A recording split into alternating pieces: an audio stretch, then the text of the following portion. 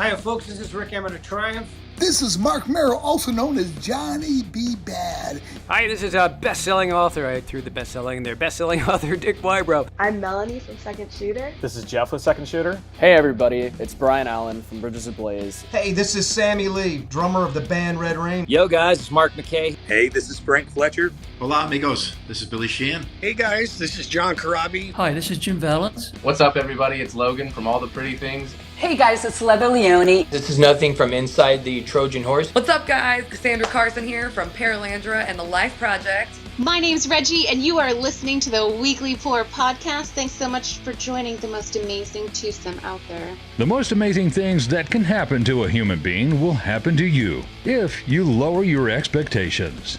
Welcome to the Weekly Pour podcast. Here are your hosts, TBT and Ace.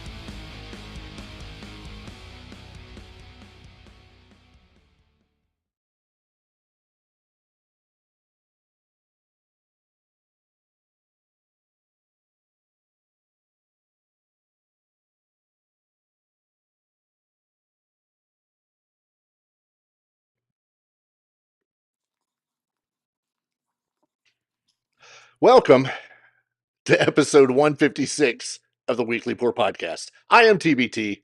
That guy over there is Ace. I'm getting tired of this already. If it's not one thing, it's another. And here we are, 2 days after our last show, we lose Ace Frehley, who hopefully, for those that are at least watching, you saw the image we put up. And then it wasn't just a couple days later, actually just this past Saturday, that we lost Limp Bizkit's bass player. Right. I'm done. You know, this is getting, like you said, it's getting a bit old. And I mean, these are the icons that we're losing. You know, if it wasn't Eddie Van Halen before Ozzy, now we have Ace Frehley. Right. And I mean, these are icons. I mean, for me, and I think you would agree, this is on that same level. Eddie being revolutionary, you know, Ozzy being someone that's such a broad appeal, but Ace was the guy that inspired people to pick up guitar. Oh, for sure. You know, from Tom Morello to John Five to, you know, Nuno and people like that. You know, the list is endless of people he inspired. It's to the point now that it's like, okay, what's going to happen tomorrow? Right. And I know we're not talking family, but in the business that we're in with this podcast and the music stuff that we get into, you know, these hit hard. And it should be no surprise to anyone that TBT and Ace, they're stage names, you know. And when we were 4 years ago, when we were trying to come up with stuff, you immediately were like, I got Ace, and it just worked. Yeah. And it's simply because of Ace Frehley. So you're exactly right. It's just I'm done. Just done. Yeah. You know, and you know, with Ozzy, we knew that would happen at some point, given his prolonged illness. Ace Frehley, as far as I know, wasn't having a prolonged illness. He had the initial fall, right, that by all reports he recovered from, and then was at home again and fell. And this one was much more devastating. We don't have details on any of that. Not yet. Not yet. And now, I don't know if this is normal or not. No autopsy was done, of course, but they're doing a toxicology. Yeah, and I think the reason for that is because they knew, you know, after that second fall, it resulted in a brain bleed. He was actually in the hospital on life support. For those that don't know and that haven't read up on any of this, it was a family decision to take him off of life support, right? Because of the brain bleed. The family are the ones that made that heartbreaking decision, basically to take him off the ventilator. In order for that to happen, there's got to be basically a call from the doctor saying, there's no hope. There's Right. nothing we can do now, whether he was brain dead, whatever. So I'm not surprised that there's not an autopsy. The toxicology, I mean, that's still going to take a few weeks before those results come back. But I don't suspect it'll be anything that'll be part of the cause. I really don't. Yeah, I don't think it would be anything unusual. When you hit it, he was 74. Yes. And always had quote unquote trouble walking, which was the title of one of his records, a very good one. Shuffled around anyway. I can't imagine being his age and shuffling around your house, and the older you get, the harder you fall, and right. Yeah, I mean, it's just unfortunate Yeah. fact of life. So sad it had to happen the way it happened. Oh, for sure.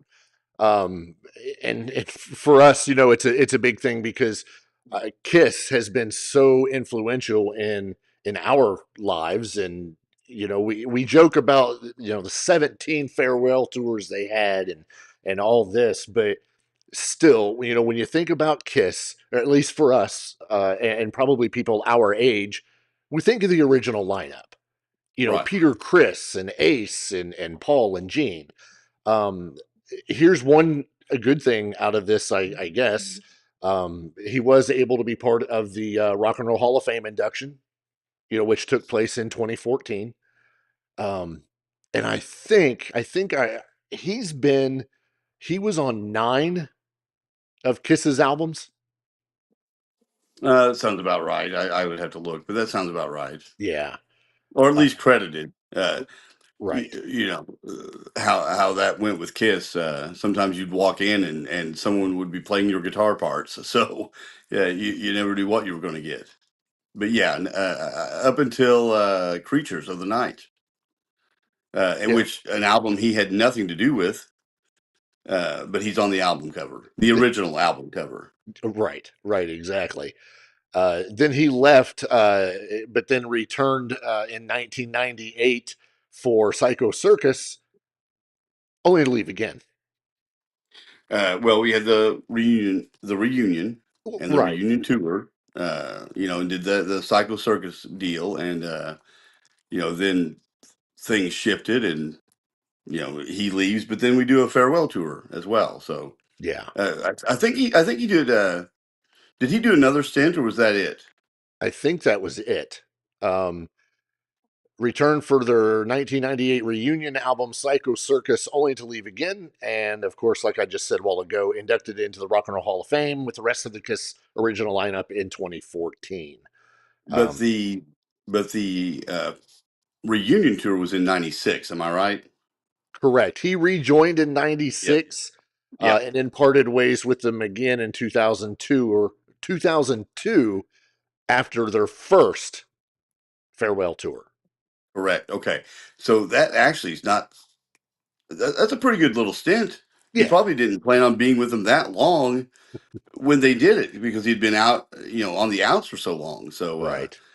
That was. I got to see him and Kiss on that reunion tour and on the first farewell tour. Right. Which was really, really cool. I got to see the original 4 play twice in that cycle. I say this every time I talk about my best concerts or my favorite concerts. The top 3 or 4 are Kiss concerts because they're so good live, so good. And those were among those being the best. So, yeah, it's sad news. And like I said, this is a guy that resurrected himself from leaving the band. He left, but was really not jumping into anything right away. Right. He left in 1983 is when Creatures came out, and we didn't get Frehley's Comet until 86 or 87. I think 87. Right. There was a huge gap there, and the thing about Ace is that in some ways lacks a little bit of confidence in himself. Sure. But when he focused on something, he knocked it out of the park every time. Widely considered the best of the 4 solo records when they released those in '78. Oh yeah. Ace Frehley's was the best one, consensus of everyone. And one reason that he got to sing more lead vocals, he got a higher profile and more more of a leash with Gene and Paul. They let him do a little bit more, And then that first solo record as a solo artist knocked it out of the park again, So he could put out good product. He was prolific with it. He was constantly touring or putting out records. I think he was touring right up until he passed away. He had canceled shows due to some things going on, but he had been touring. You talk about the solo album that they all put out. I mean, you can go right now and go listen to New York Groove. Yes. And just to get a taste. And that song, for me, that song is iconic. Yes. It's just that groove, no pun intended, but it's just badass. Well, that was a surprise hit. No one had expected that to do anything. Yeah. And it actually gets radio airplay. Matter of fact, the NBA Finals with the New York Knicks and the Pacers, they played that song a lot with Ace's version a lot through the NBA because Finals. that was a remake or a cover. Right, it was a Russ Ballard cover. Right. But he did so well with that stuff. He put out 2 cover records. He was working on a third, when he passed. And much like Joan Jett, Ace does really well with covers. I like his version of "Do Ya" better than ELO. Yeah. I like his version of "Hide Your Heart" better than the Kiss version. It's grittier. I like that a lot. And he always made the right choices too. "Fox on the Run" was a cover he did. He always made the right choices. Yeah. So here's a little background. The Ace nickname came from his high school success at scoring dates. He began playing guitar at age 13 and 8 years later answered a classified ad posted by Paul Stanley, who together with Gene Simmons and Peter Criss were looking for a lead guitar player with flash and ability. As the spaceman, Space Ace, you couldn't really get much flashier than that. Right. Well, and he had to add to that persona with the innovative flaming guitar, that would catch on fire, that he would play while it's flaming and smoking and all of that, and rise into the rafters. That became a moment, much like when Gene, does these blood spitting that he did, or does the flame throwing, the breathing of the fire that Gene does. Much like that. Now you have Paul for years now has been flying into the crowd, right? There was always something that these guys had. Peter on his drum risers that would rise up and steam and smoke. Everyone had a little thing. And these weren't things that were suggested by other people. Ace came up with that himself, the flaming guitar. And that became just an iconic moment every single night. And of course, we know how he was shocked on stage. Where his guitar touched the rail at the wrong time, or and shocked him and knocked him out, and finished the show and goes back and writes a great song, "Shock Me," which was the one that got him he got to sing lead vocal on for the first time. Exactly. Yeah. And this death, his passing, it's been everywhere. Of course, you've got your statements from Paul Stanley, Gene Simmons, and of course Peter Criss. But the amount of people coming out, much like with Ozzy, the tributes coming out, and you've already mentioned some like John 5 and all that, but just the amount of people that are coming out. I mean, Alice Cooper paying tribute, because that was his good friend. Blackie Lawless from Wasp. There's some influence out there that some people may not even realize existed. his reach, and how he was able to reach all these people. And we're talking some bands from even today. Opeth was one of them. Jeff Tate paid tribute to Ace.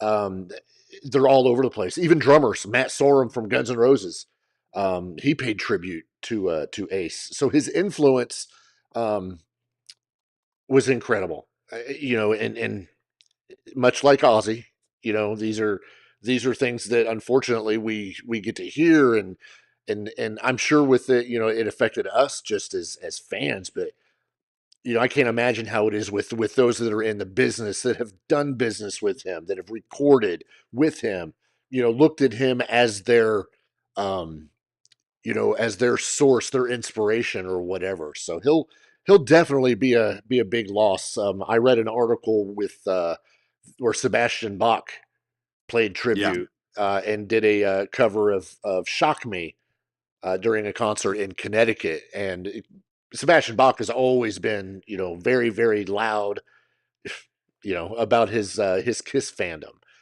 So I'm sure that this was something that really hit him as well.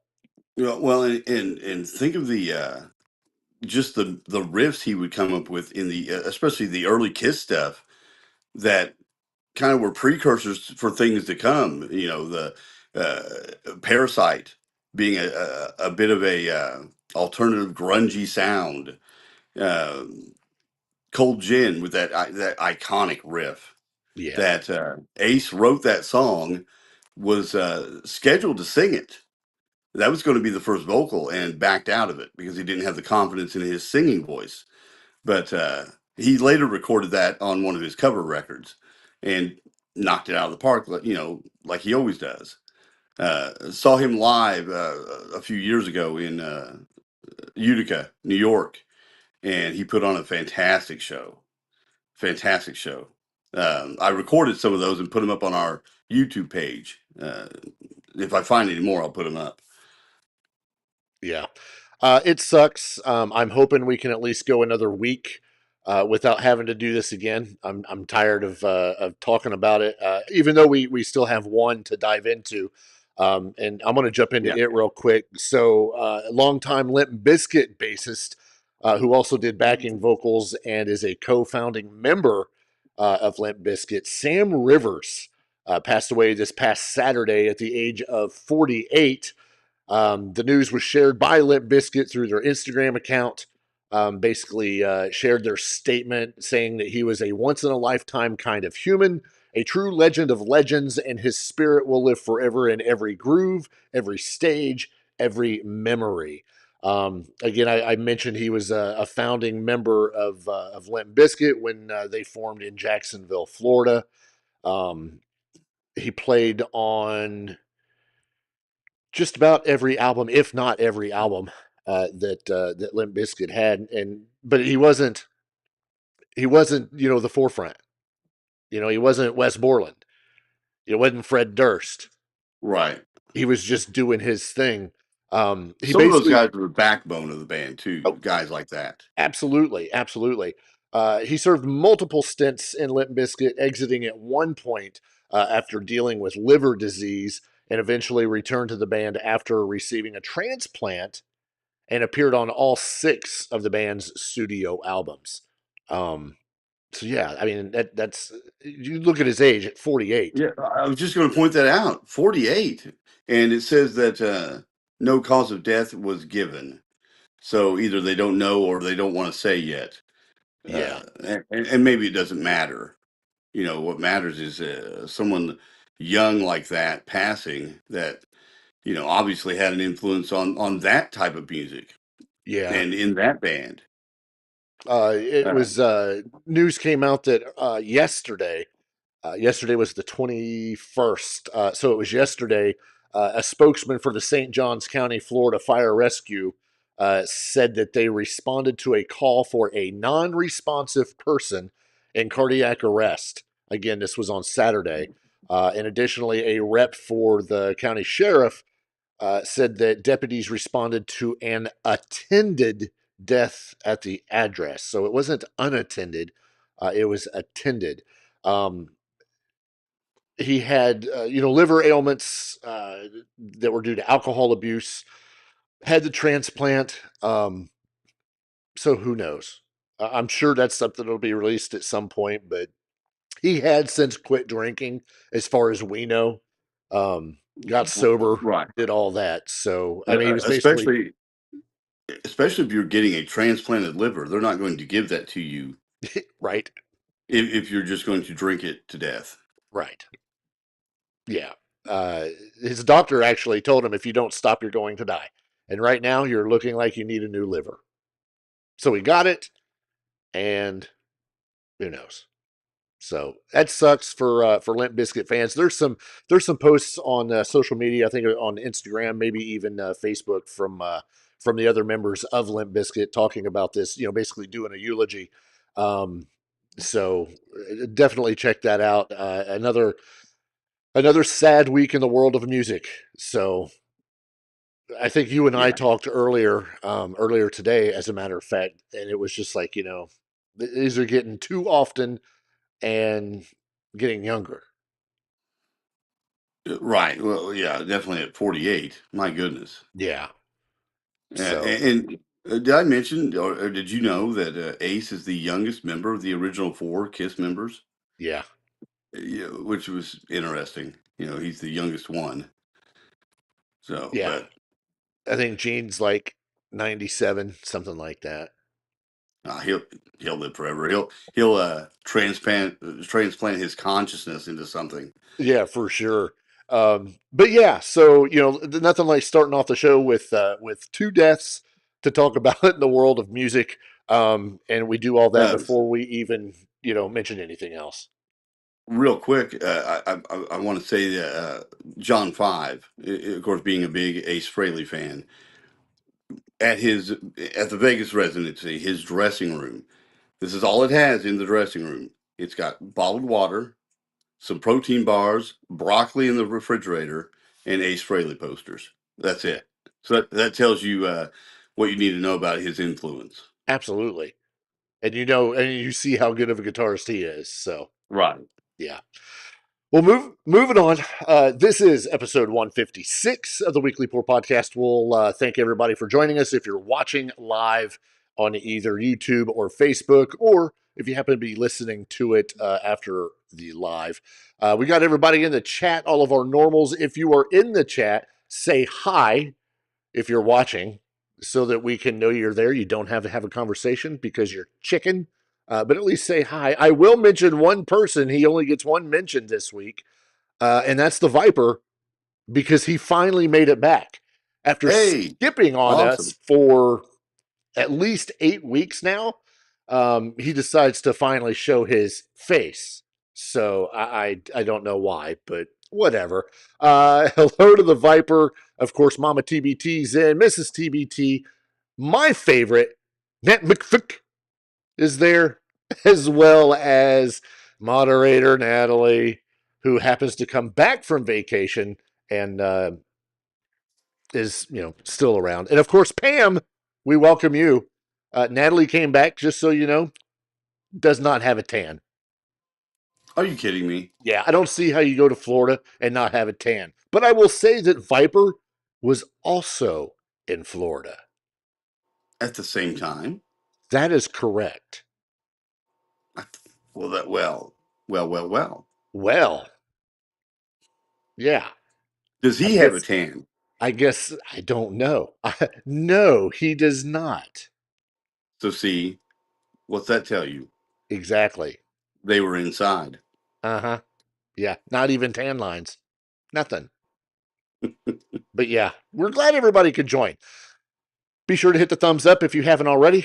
I can tell you how many people are in the chat, and I can tell you how many have hit this thumbs up. Somebody hasn't hit it. I'm just going to put it that way. It's probably Viper, because he's like, you can't force me to do that. Yeah, there's actually other news other than what we've already covered, and I don't even know if I want to get into it yet. Well, it was funny. You and I were talking today about news and how we were going to do this show, because not a lot was coming through the wire that we could speak of. And Right around that time, I started seeing stuff pop up, like it had been waiting the whole weekend, for something to happen. So we do have a little bit here. Yeah, it was waiting because they knew it was Wednesday, and they were like, "Oh, we better get stuff out for us." So okay, and thank you for hitting that thumbs up. I told you it had to have been Viper, because it's all there. Am I missing anything in the chat? No, it's just Viper and Natalie going at it. I think they should both be banned momentarily for a little bit. Last week we talked about Rush going back on tour and how surprised we were and all that. And guess what? They've just added 17 more dates to their reunion tour. And that brings their total to 40 dates that they're doing. Holy crap. It's starting to turn into a real tour. Yeah. Right.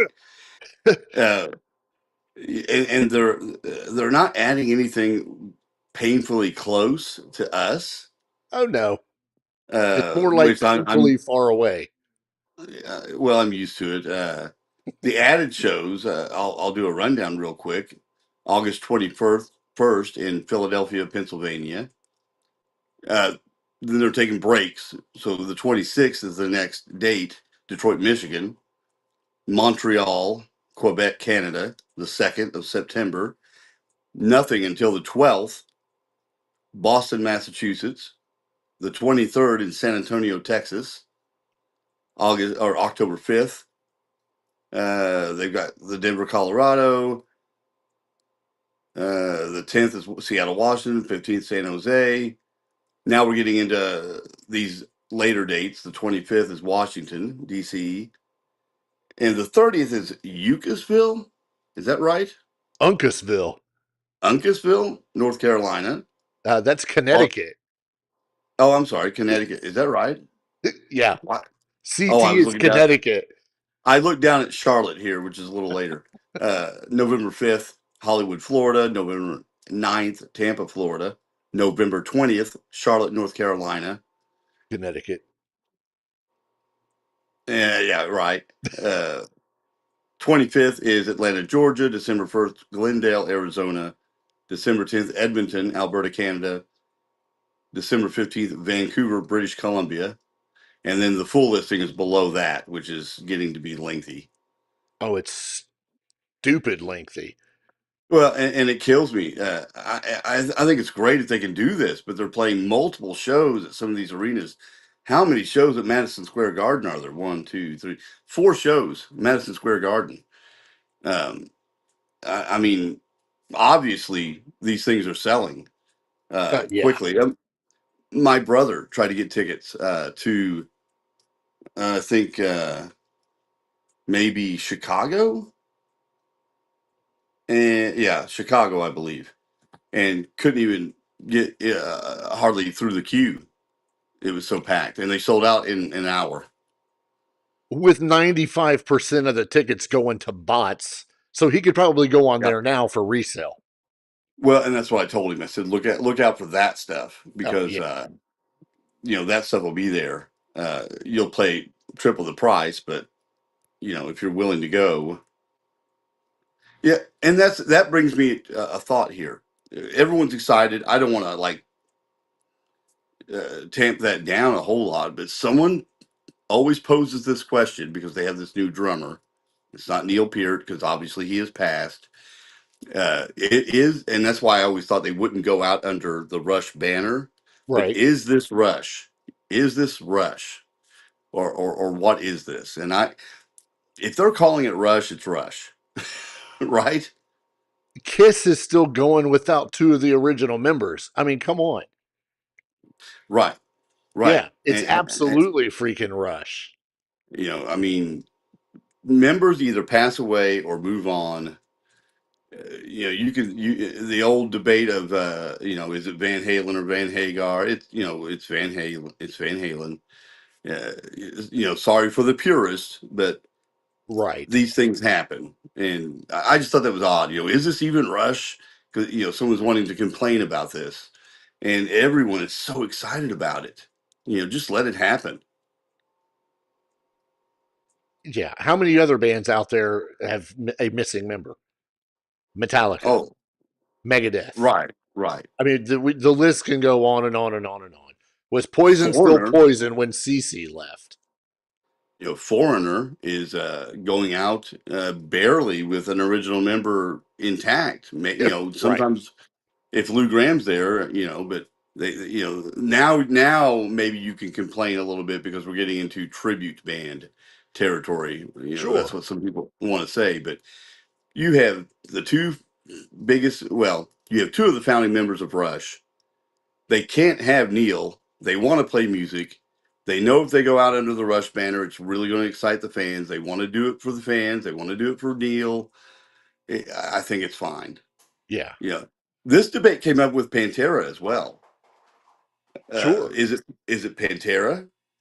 Or is it a tribute to Pantera? And I think they decided, at least Zakk Wylde has, to call it a tribute to Pantera, which is interesting. Sure. But still. Well, he's such a fan of Pantera as it was, and Dimebag, that I don't think he wants to disparage any of that. So I'm not in Pantera. I'm holding the place that Dimebag used to have, and we're doing a tribute. So they're still out there. They still called Black Sabbath when Ozzy left. Right. And it was really good too. Yeah. I like Ronnie James Dio. He's so cool. So, speaking of badass bands, Judas Priest was recently in the news. And the reason I'm going to bring this up, it's not because necessarily what they did, but more the fact that here is a heavy metal band that's been around forever, not from the United States. And Judas Priest were very pleased, so they say, to donate $100,000 to the Los Angeles Fire Department before their show at the Kia Forum in Los Angeles just this past Sunday, the 19th of October. This was a contribution from the band to help the people who suffered damage due to the recent wildfires across Los Angeles County and surrounding areas.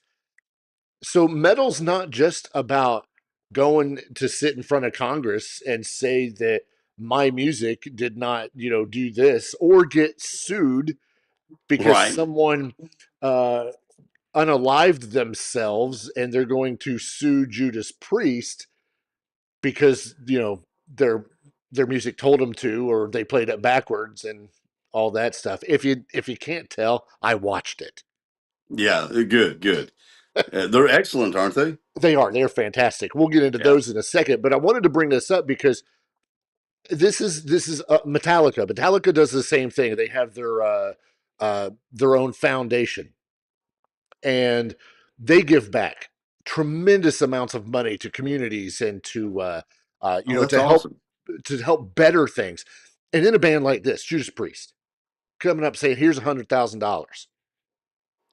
So you can't tell me that metal, rock, whatever, you can't say that they're not giving back, because here's another time where they are. And I like to see it from someone other than Metallica because they're constantly doing it. But for Judas Priest, they're not even from here. No, and this wasn't a benefit concert. This was money they donated. I'm presuming out of pocket. From Judas Priest and their company, their LLC or however they present it. They didn't do it, and nothing against benefit concerts, but they just cut a check. Yeah. And that's $100,000 is still significant. It's going to reach a lot of people that need help in the greater Los Angeles area, which is still recovering from that fire. Yeah. So kudos to Judas Priest. There is a photo out there in the world of the World Wide Web of them basically presenting the oversized check to, I think, 6 firefighters. but it's cool. It's a cool thing. I didn't pull the photo to post it because we'd get sued for copyright infringement. But it's pretty badass. And I, for one, Yeah. I'm proud of Judas Priest for doing something like that. I think it's I am too. I think it's awesome. And my first thought was they were when it says donates to the Los Angeles Fire Department. I was thinking maybe they thought they needed, something equipment wise or whatever, to help them out. And that too still would have been good. Yeah. Because it's helped the community. But I think this is better. It's more direct. Yeah. Something for them to do. So, yeah, I'm proud of them. That's awesome. It's a good thing to do. I don't know if you knew it, but just, I don't know, maybe 3-4 weeks ago, tickets went on sale for the 2026 Yungblud tour. I don't remember the name of the tour, but his tour went on sale. One of the stops is in Indianapolis at what is it? The White River Amphitheater. I don't know if it's got a new name or a real name or a fake name. It does. I don't know it. It's going to be there. And Yungblud, of course, everybody knows from the whole Ozzy thing and all of that. Well, he's also getting his name out there in rock and metal news sites. And now he puts out what he believes he wants his supergroup to be. It can't happen, but it was pretty badass, and I thought it would be pretty cool to cover here. Yeah, he's got some deep cuts on here, doesn't he? He does. So here's who Yungblud said he would choose for his own personal supergroup during his appearance on another podcast. I think it's called Lips Service Podcast. I love his drummer already. I mean, I wanted to stop there. I was like, okay, I'm good. John Bonham from Led Zeppelin on drums. Yeah, which I think a lot of people would put on their list. Yeah. If not him, it would be Neil Peart. Yeah. For bass, this one kind of surprised me. Sort of. But then once I figured out why, just based on the groove. But on bass, Gary Mounfield from the Stone Roses. We're going old school. That's what I'm saying. A deep cut. Yeah. I was surprised by his lead guitarist. Sure. But okay. Johnny Marr from the Smiths. And his reasoning, it was because it would be so melodic. I like that. Yeah, I do too. He does pick a keyboardist, which really isn't a surprise. And that's Adam Wakeman, who played with Ozzy Osbourne. Doesn't surprise me at all. Well, he's underrated anyway. Oh, yeah. Think of the stuff on those first 2 or 3 records. Right. And that he has to play now or did play. There's a lot of cool keyboard stuff in Ozzy's music. Mm-hmm. Yeah, for sure. Rhythm guitar, Malcolm Young from AC/DC. His reasoning for that is because he's such an underrated rhythm guitar player. He's not wrong. No, he probably is one of the best rhythm guitar players, or was. Yeah. Yeah, Malcolm was amazing. You can handle vocals. On vocals in this imagined supergroup, and I guess they would share lead vocals. Yungblud himself, Stevie Nicks, and David Bowie. And his reasoning is because fuck it, it'd be crazy. And he's right.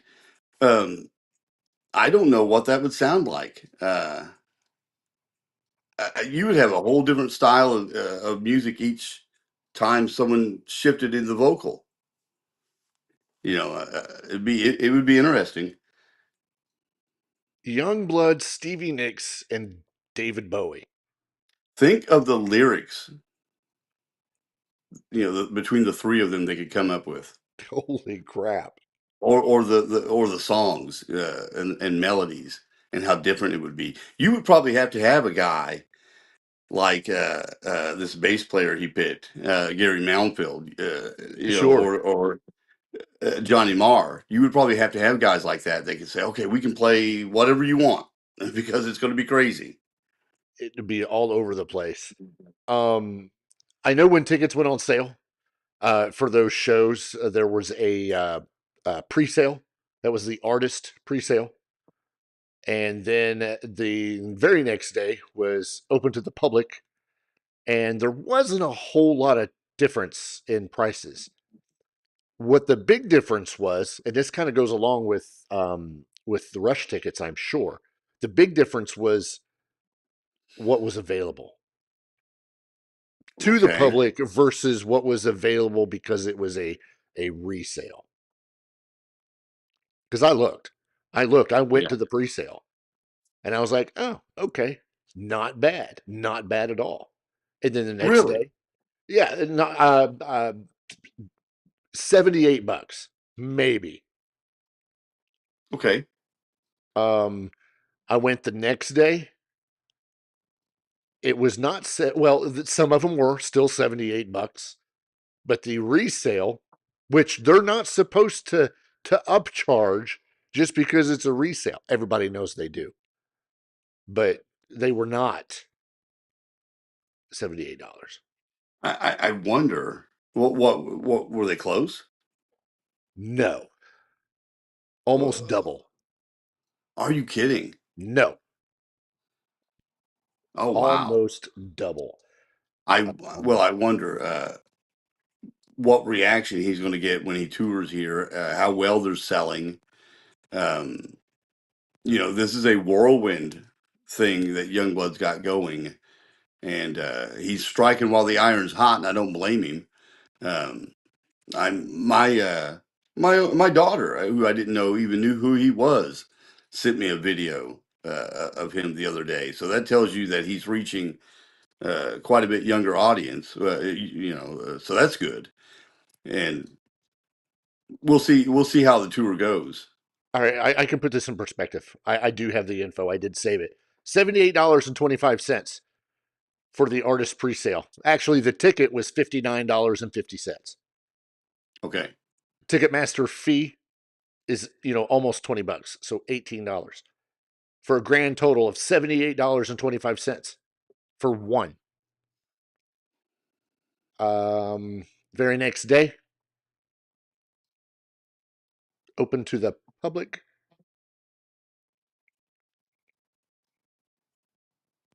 And of course it's gone now. But you're saying double the price is what you saw. I'm trying to find it. I'm going to go with what I say. I'm going to say 3 times as much. Lord. So they're really anticipating that there's going to be quite a demand for these tickets. Oh, I think there will be. Yeah. Well, and that's kind of my question. How big will that demand be? Like it's a whirlwind right now, but he's striking while the iron's hot, as I said, and it's smart. But his music, you're going to have to do some catching up on what he plays or what he's going to play. I think he'll do well.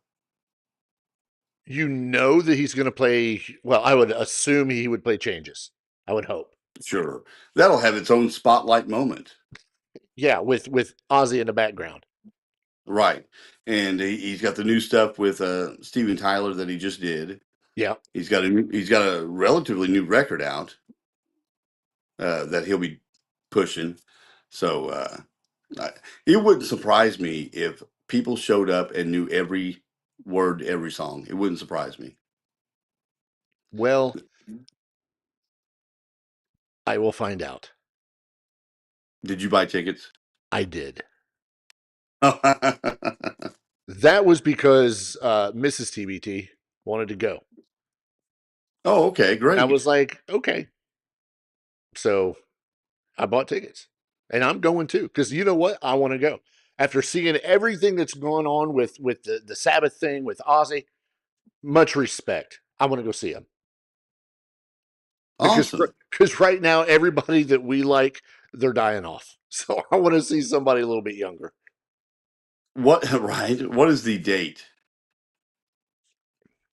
When are you seeing him? 2026. Oh, I figured that. I think it's May. Let me look. Okay, so May 7th, 2026. okay. May 7th. Yep. And did you get in on the artist pre-sale? Yes. Awesome. So you didn't have to pay the extra triple, quadruple stack price that the scalpers want. We will stick to that. Okay. That's you know, what we'll say. I wonder who he's got with him too. That'll be interesting. Will That he? we don't know. I would presume it would be another young group or up and coming group or artist of some sort. Yeah.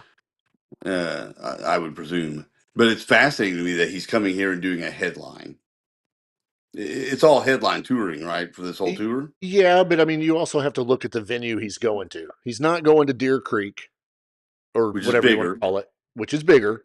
He's going to the White River State Park. Yeah. Yeah, which is about 16,000. So, that's Yeah. still pretty good size. But Deer Creek is what, about 30,000? Yeah. As far as amphitheaters go, it's pretty big. Sure. So if he sells out 16, 17,000 capacity amphitheaters, that's not a bad little tour. Yeah, and I think he will. I may jump on there tonight, just to see what's available. It's probably going to be a resale. That's okay, but I want to look. You're never not going to have a resale ticket, so I'm going to look for something that's not a resale. Oh, well, good luck. I know, but I just want to see. I'm curious. I think it'll sell out. The popularity that's going on right now, it'll sell out. I have no doubt. Yeah, I believe you're right. They put it out far enough that, by May, you shouldn't have any problem selling that place out. Yeah, exactly. We did get some big news earlier today. We've joked about it. We've talked at length about the fact that this band may never tour again because of vocal issues and all of that. However, it has been announced that the infamous and Grammy Award-winning band, who's actually a member of the Rock and Roll Hall of Fame as well, and one of history's most iconic live acts, Bon Jovi, has announced a series of global concert dates that will mark the band's much anticipated return to live touring with shows in New York, London, Dublin, and Edinburgh. I did not hear Indianapolis in that list. This looks like baby steps to me, which is good. I'll take it. Yeah. I don't expect John Bon Jovi to jump into a 300 show world tour. I don't. This is baby steps, and there's enough space in here that they can add dates. I mean, you're talking the New York dates at Madison Square Garden are July 7th through the 14th. Right. And then nothing until August 28th and 30th, and then September. Well, in your dates in July, it's the 7th, and then the 9th, and then the 12th, and then the 14th. So we're not doing back-to-back nights. We're at a minimum taking at least one night off. Yeah, that's a trend. That is such a trend. Oh, yeah. For older artists, older singers, and I totally get it. If you want to be at your peak, especially when you're older, you're going to take some time off and get yourself rested. And you should want that. As a fan, you should want that. Oh, most definitely. John Bon Jovi actually commented on the announcement And he states, "There is a lot of joy in this announcement, joy that we can share these nights together with our amazing fans, and joy that the band can come together. I am lucky enough to be able to hold a light out to the audience each night and stand in their reflection for a tremendous collective experience. I get to stand in the we of our concerts. And I've spoken extensively on my gratitude, but I will say it again. I'm deeply grateful that the fans and the brotherhood of this band have been patient and allowed me the time needed to get healthy. I think that's key. And prepare for touring. I'm ready and excited. And we all know that this came after the much documented vocal cord surgery and rehab process. Right. That you could actually watch on Hulu on that docuseries. Thank You, Good Night, the Bon Jovi story. Which is really good. I was not a Bon Jovi fan during the Slippery When Wet, New Jersey, because I thought it was just too poppy. I wanted more metal. I wanted the Skid Row, the Motley Crue. I was hated a fan. Bon Jovi because they were all over MTV. Oh, I was a fan. Through all that. But you can appreciate it a bit more now. Oh, I love them. Yeah, absolutely. Yeah. Well, and their sound shifted a lot too. Yeah. It got more dense, more layered, different types of subjects and such. They could have written 3 Slippery When Wets or 4 of them if they wanted to. Yeah. But they're smart and they evolve. That really started with the soundtrack to Young Guns. Have you listened that all the way through? I love that soundtrack. Yeah, not just Blaze of Glory. No, that entire record, and that's John, not Bon Jovi. That's John Bon Jovi doing that whole thing. But it really got to show his songwriting chops by himself, and he did a great job with it. Reason I mentioned it, it hit Santa Fe. Hit my brain when we were talking about this just now. Such a great song. Yes. And then they extend that into Keep the Faith, which is denser, deeper, layered. These Days, which I think is their best record. And then on and on and on. So yeah, there's a lot with Bon Jovi. You're gonna get a lot of different types of music, and it's not just the pop rock as you would describe it from the 80s. Yeah, and again, like you said, they're not ready to pull a Rush. They're not doing a 40 night bunch of shows. They're just doing a handful. And we need to make sure we let them know that the Garage Mahal in TBT land is available for a show. Acoustic, even. Well, and you mentioned that before, that bands can do acoustic shows in your Garage Mahal. Exactly. Free of charge. Free of charge. I'll even serve them refreshing adult beverages. Of course. Yeah. And Natalie is not invited. No. We know what happens. She have to keep her shirt on. Yeah, we know what happens. Yeah. Before we run into the return of our Pour of the Week segment, were you telling me that we have a mutual friend that is in Vegas? Yes. I told you that before the show. We have a mutual friend that is on vacation with her husband and another couple or two in Vegas.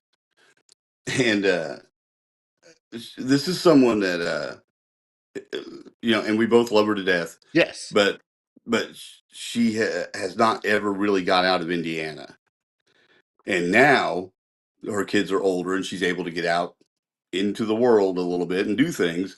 And they're going to Vegas. They went to Vegas. They're there now. And one of the coolest things she's doing is going to the Sphere. Very cool.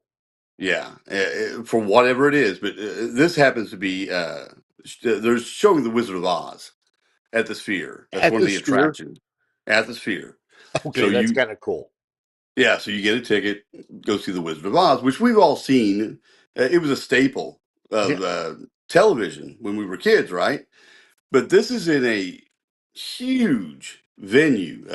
Capacity is like 17,000 seats. Did you know that? I think it's huge. I did not know that. and this thing surrounds you with video and audio, and it's just an immersive experience. I think they're actually, like, when the tornado comes through, when Dorothy gets whipped off to, yeah, Oz, they're actually like blowing fans and stuff in the sphere to give you that experience at the same time. I think they rock the seats even. So you're telling me we can go to the sphere, watch the Wizard of Oz, and get blown? Yeah, exactly. Blown away. Right. You have to pay a little more, but it might be worth the experience. But the funny part about this is she had no clue. Our friend did not have any clue. Oh boy. What she was getting into, what this even was. She just kind of shrugged it off when she told me, yeah, my friend wanted to do it. She said, when we're going, this is the only thing she really wanted to do. And we bought tickets. Yeah. And okay. Yeah. I said, wait a minute. What are you doing? Oh, we're just seeing the Wizard of Oz. Whatever.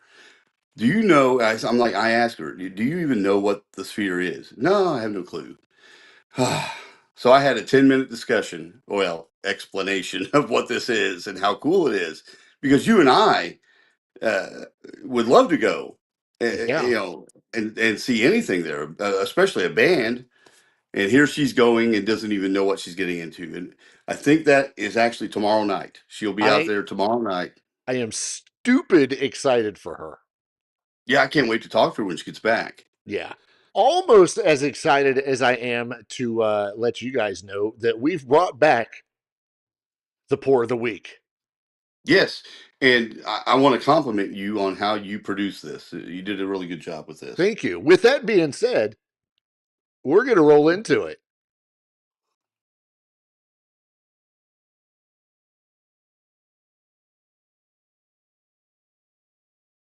It's time for this episode's Pour of the Week, brought to you by Petty's Pour Decisions. If you're looking for the best mobile bar service in Southern Indiana, Petty's Pour Decisions awaits. Tonight we're heading across the pond to spotlight a band that's clawing their way out of Suffolk in the UK. And trust us, they're bringing the thunder.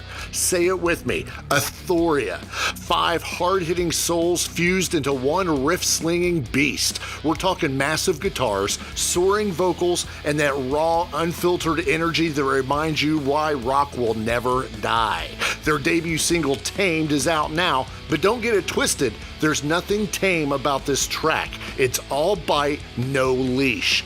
So pour yourself something strong, crank the volume till your neighbors file a noise complaint, and check out Athoria, your Pour of the Week from TBT and Ace. Craving a bar that rages as hard as your mosh pit? Petty's Pour Decisions rolls in with a mobile bar that slays weddings, parties, and epic events. Custom cocktails, killer service, no lame excuses. Why settle for weak vibes when you can crank it to 11? Head to Petty's Pour Decisions on Facebook and ignite your next gig. Pour Decisions never rocked this hard.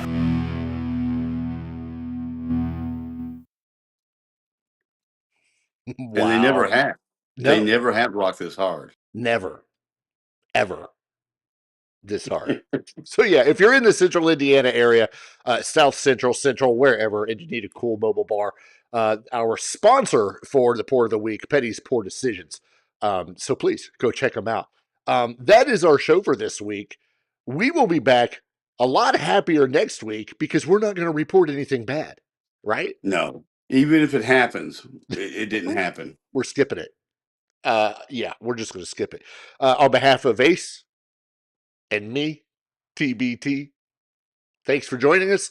We will see you guys next week. Be sure to like this, go on to all of our socials, and do the whole likey and sharing and all that fun stuff because we like it. So does Natalie. She says it tickles.